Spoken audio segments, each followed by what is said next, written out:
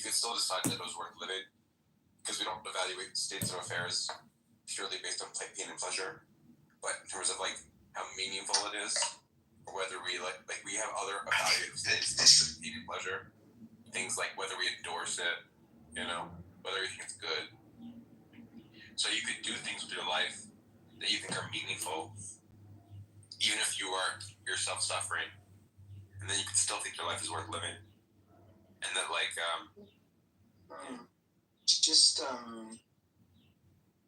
I think I disagree with that. No, actually, I know I disagree with that because, if you're, obviously, we're not talking specifically about Maslow's hierarchy of needs, but let's just consider that for one moment.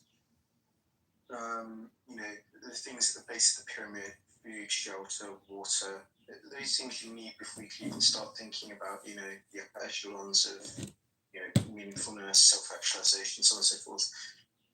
But, one of the things which I don't see in that pyramid is pain and suffering, gratuitous, continuous, terminal pain and suffering, which I'm not saying I'm the worst in the world, but I'm certainly experiencing it every single day from waking up to falling asleep. So I'd love to do the things that you're recommending that I try and do, but I simply can't. It's just to come on this app. It's nice to speak to people, but I can't. I'm bedridden. I can't even get out of bed. What's going on, man? What are you afflicted by? I don't really want to go into it, but it's neurological and neuromusculature problems. I'm sorry.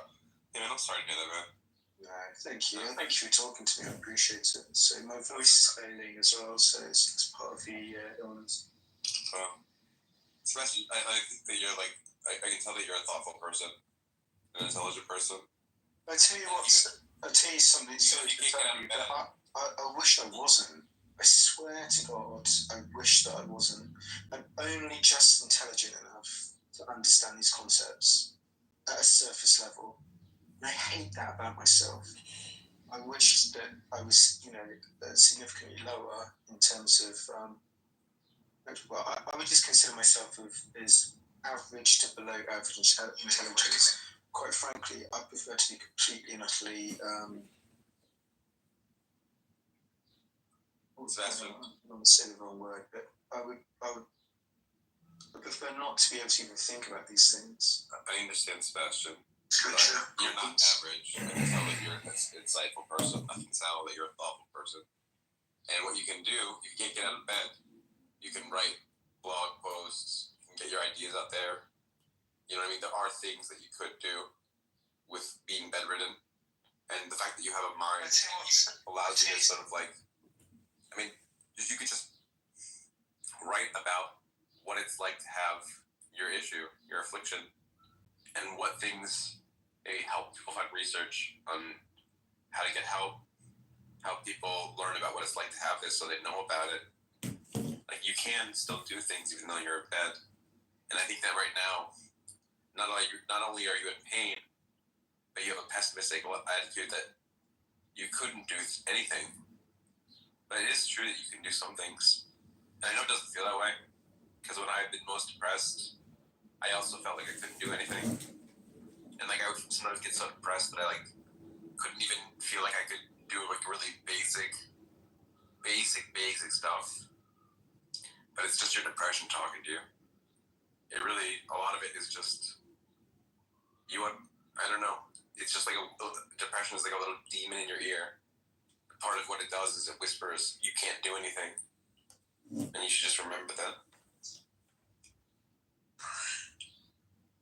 That was beautiful. I see we got some new people on stage. HZ, would you like to say something to the title?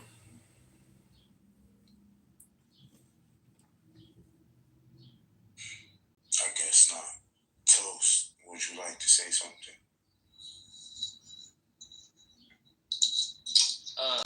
No, not really. It's all good. Good room. Ella, would you like to say something? Yeah, Elijah. Yeah, I'm sorry. It's all right.